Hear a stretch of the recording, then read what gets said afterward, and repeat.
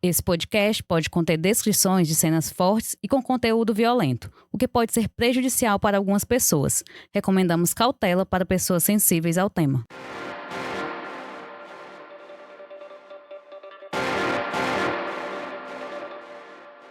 Oi, sou Emerson Rodrigues e você está ouvindo o Pauta Segura, os bastidores da reportagem. Podcast que vai te deixar por dentro dos detalhes da apuração das grandes investigações jornalísticas da área da segurança pública e que você lê no site do Diário do Nordeste. Hoje estou com o repórter Messias Borges e ele vai nos dizer como foi feita a reportagem sobre os 7 anos da chacina de Messejana, ou do Curió. A matança tem como réus policiais militares e até agora nenhum deles foi julgado.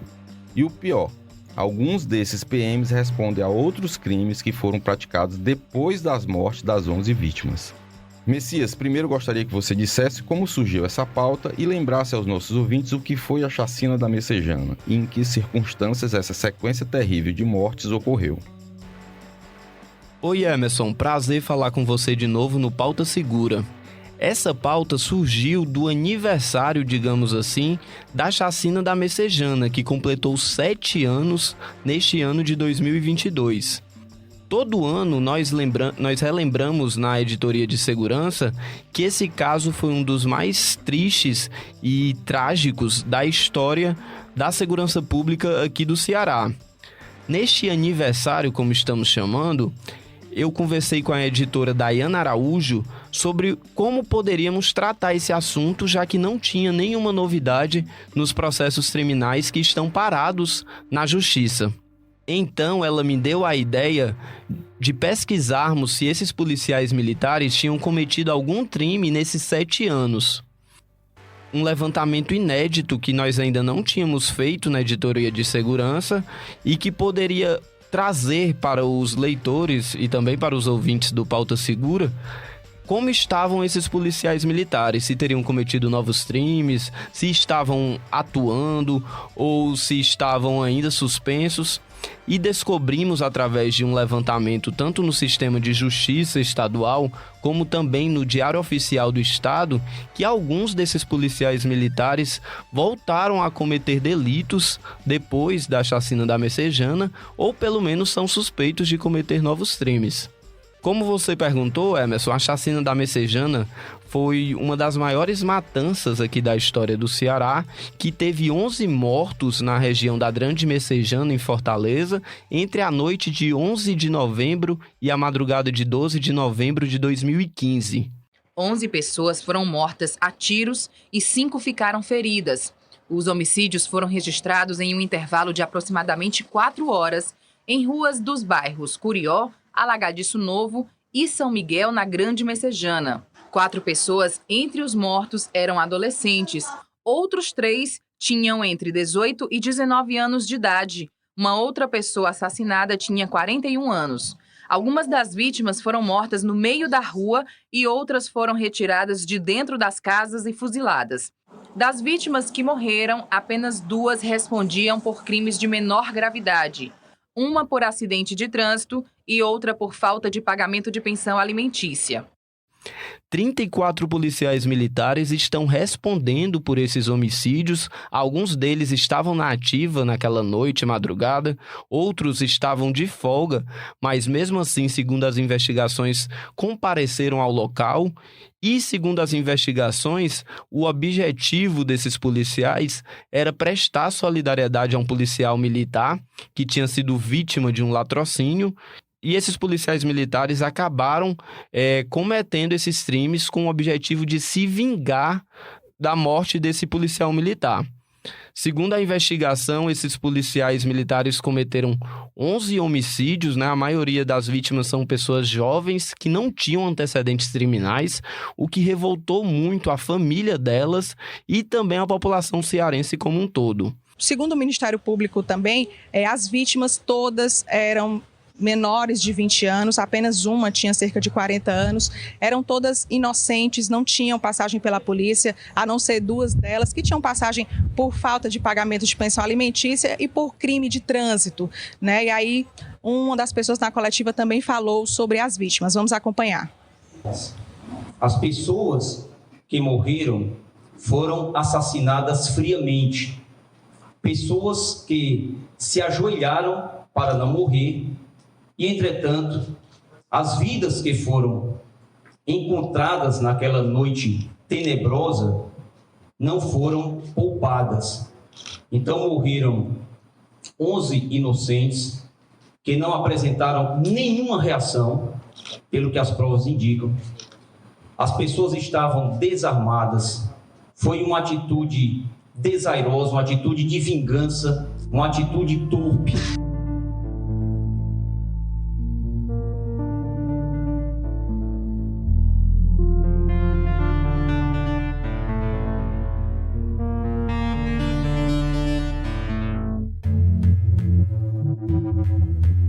Esses policiais militares negam que cometeram esses crimes. Alguns dizem que estavam apenas cumprindo ordens e comparecendo a locais de ocorrência de homicídio. Outros, que estavam de folga, afirmam que, na verdade, foram apenas prestar solidariedade à família do policial militar que tinha morrido horas antes. Mas o fato é que 34 policiais militares aguardam julgamento sobre esses homicídios. Eles recorreram da sentença de pronúncia, isto é, a Justiça Estadual decidiu levá-los a julgamento em primeira instância, mas eles recorreram a instâncias superiores, primeiro ao Tribunal de Justiça do Ceará e depois até ao Superior Tribunal de Justiça. Esse caso tem se arrastado por muitos anos, né? Mas eu lembro como se fosse hoje dessa chacina. Eu estava acompanhando os grupos de WhatsApp de policiais e surgiu a história do PM baleado num assalto num campo de futebol, lá na Lagoa Redonda, né? Aí essa história entrou pela madrugada e durante a madrugada começou a sequência de mortes, né? Mas nos grupos eles tratavam como se fossem casos isolados, porque as mortes não ocorreram todas às 11 numa rua só, né? Elas ocorreram em ruas separadas, algumas distantes, 2, 3 quarteirões de um local para o outro. E quando foi pela manhã, aí surgiram as primeiras informações de testemunhas de que policiais teriam participado dessa matança, né? Durante esse período, eu entrevistei mães, logo no início, tive acesso ao laudo das vítimas e uma história que mexe comigo até hoje foi que eu estava entrevistando uma mãe e perguntei a ela se ela sabia como o filho dela tinha sido morto. Ela disse que não sabia.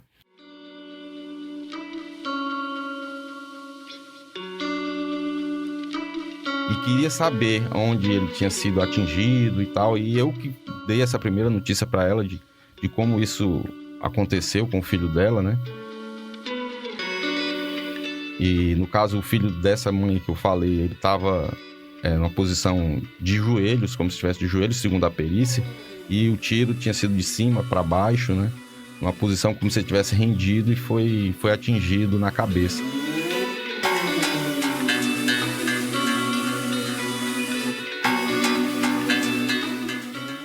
Então é uma história muito triste, né? E a gente depois, durante uma apuração posterior, a gente descobriu a existência de outros homicídios anteriores à chacina, que acirraram os ânimos ali na região, e o clima já estava muito tenso, e com a morte desse policial nesse assalto, foi o estopim que os policiais precisavam para ir nessa sanha de vingança e, segundo as investigações, que o braço armado do Estado matou adolescentes, jovens indefesos, desarmados, que foram executados sumariamente. Uma verdadeira tragédia, né? Passados 7 anos desse episódio, um dos mais tristes da história do Ceará, e que manchou a corporação, na época, pela quantidade de policiais envolvidos, né? Os PMs acusados pelas mortes não foram julgados, estão todos soltos, e como você bem lembrou, nessa apuração que foi feita agora, alguns respondem a crimes praticados depois da chacina, né?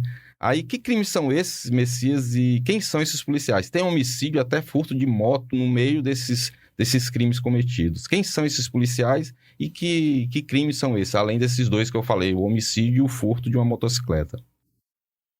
Emerson, no meu caso, essa chacina aconteceu quando eu ainda não era repórter policial, então eu não tive contato tão próximo com essa chacina de imediato, mas depois, quando virei repórter da Editoria de Segurança, em 2017, 2 anos depois, comecei a me interessar bastante por esse caso, já que era um caso que chama muita atenção pelo número de policiais envolvidos, acusados, e também o número de vítimas, né? É uma das maiores matanças dos últimos anos aqui do Ceará.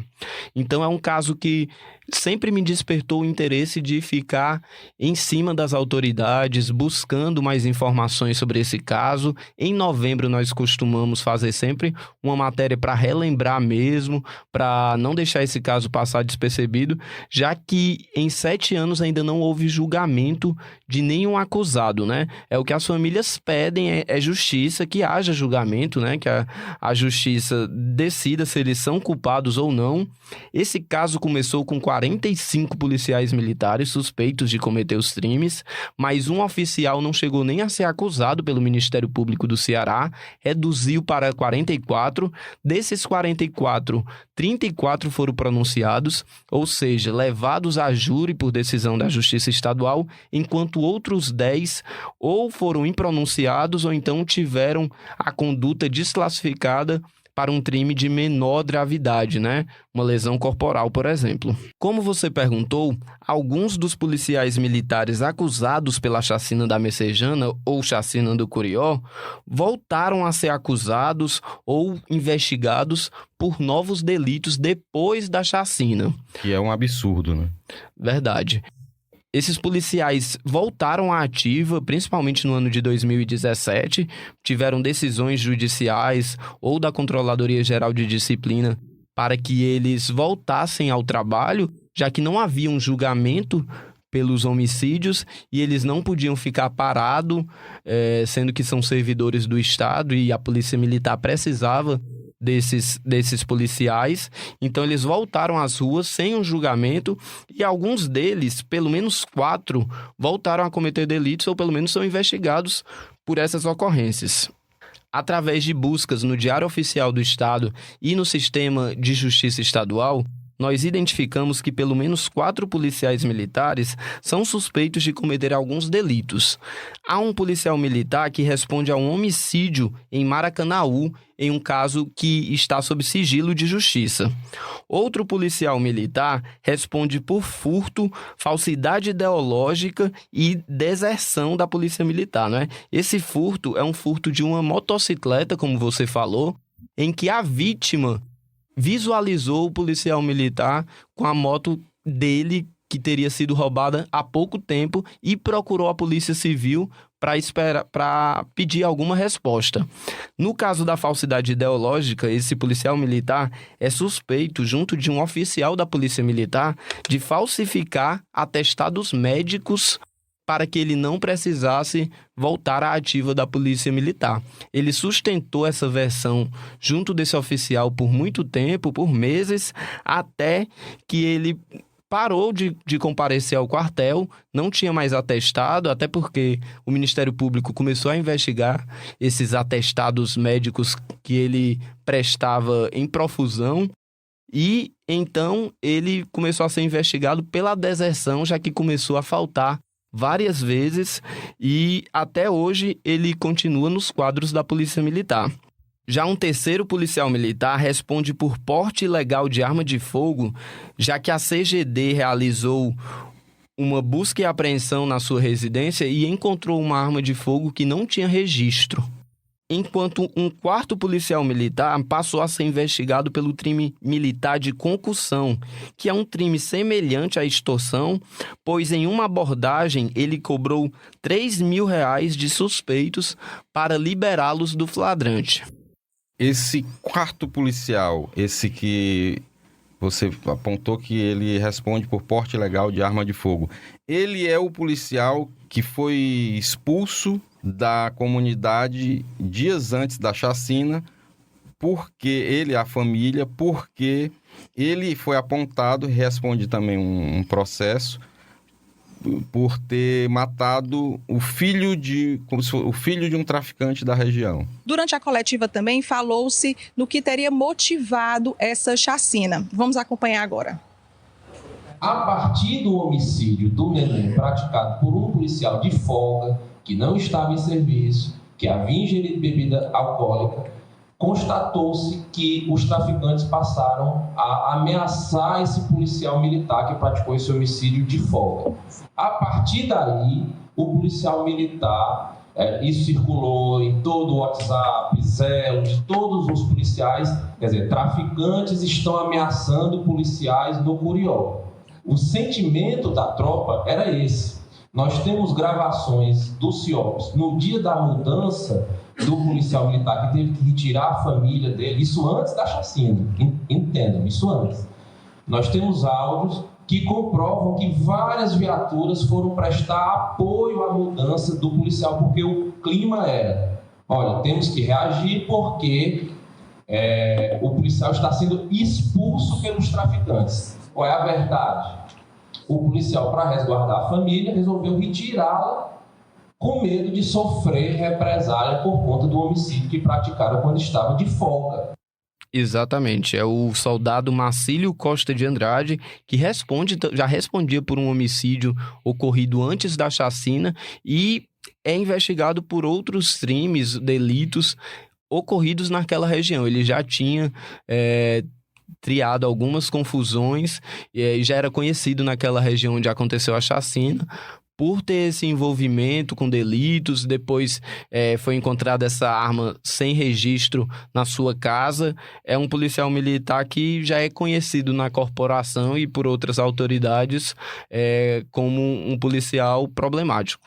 A defesa, no caso desse policial, já falou com a gente algumas vezes e ela nega de forma veemente os crimes atribuídos a ele, né? Apesar de todos já terem sido ofertados denúncia e as denúncias terem sido aceitas já pela justiça. Exatamente. Como eu falei no início, a defesa desses policiais militares nega que eles tenham cometido os crimes da chacina da Messejana e recorreram contra a sentença de pronúncia até no STJ, né? Nós chegamos a questionar durante a elaboração dessa reportagem, Emerson, tanto ao Ministério Público do Ceará como ao Tribunal de Justiça do Ceará, porque ainda não houve um julgamento da chacina da Messejana e ambos responderam que são processos, na verdade são 3 processos, né, envolvendo esses 34 policiais militares, são processos muito complexos e que os acusados entram com recursos em profusão até instâncias superiores, que no caso a Justiça Estadual aguarda que esse recurso seja definido lá no STJ para poder andar com os processos e chegar a um julgamento. A verdade é que não há previsão para que esses policiais militares sejam julgados pelos crimes de homicídio. Diante dessa notícia, Messias, que você falou que não há nenhuma previsão, né? Eu queria que você falasse, você ouviu uma das mães de vítimas da chacina, a dona Maria Suderli Pereira de Lima, a mãe do Jardel Lima dos Santos, né? Que tinha 17 anos quando foi morto. Qual o sentimento dela pela demora do andamento do processo?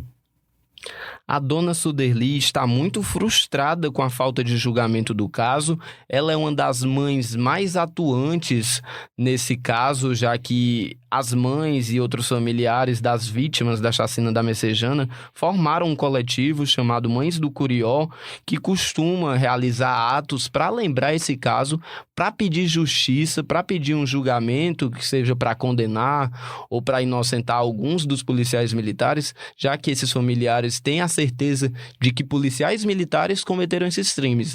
Ninguém sabe quem são esses policiais, né? A justiça que precisa dar essa resposta. Mas ela é uma das mães mais atuantes, inclusive esteve em um ato em homenagem aos 7 anos dessa matança, né? Para lembrar a justiça e cobrá-la de alguma resposta. A dona Suderli falou pra gente sobre o sentimento de uma mãe que perdeu um filho tão novo, ainda mais em um crime que tem policiais militares, né, a força do Estado, como acusados, e ela fala sobre essa revolta. Messias, eu me sinto realmente muito frustrada, né? Porque há 7 anos de uma chacina tão cruel dessa, que aconteceu, onde 11 vítimas tiveram suas vidas ceifadas, né? 11 famílias, né? Infelizmente não são só 11 famílias, né? Porque a gente também tem que lembrar que tem 7 pessoas que estão com sequelas pela vida toda, né? Na verdade, são 18 vítimas. Sem falar que as vítimas não são somente as 18 pessoas que infelizmente até hoje vão estar com sequelas pelo resto da vida. As 11 que morreram, as 7 que estão com sequela pro resto da vida e a família que está por trás de tudo isso, né? É muito triste. Muito triste por quê? Porque há 7 anos que a gente vem, a todo ano se faz um movimento para falar dessa chacina, né? Mas, infelizmente, a gente vê que nada tá acontecendo. Que esses algazes, essas pessoas que fizeram isso, até hoje não tiveram punição. Eu espero, eu como mãe, Jardel, e como 2 sobrinhos sequelados, com sequelas, o resto das suas vidas, que na minha família foram 3 vítimas, certo? Eu espero que o governo do estado, em 2023, tome atitude para que não aconteça jamais com nenhuma família. Nós hoje lutamos por justiça, não é por nada não. É para que não aconteça com mais ninguém. Porque nós não queremos vingança. Vingança no nosso vocabulário não existe. O nosso vocabulário é por justiça. Eu espero que essa matéria saia no jornal falando das mães, que as mães hoje lutam por justiça. Muito obrigada.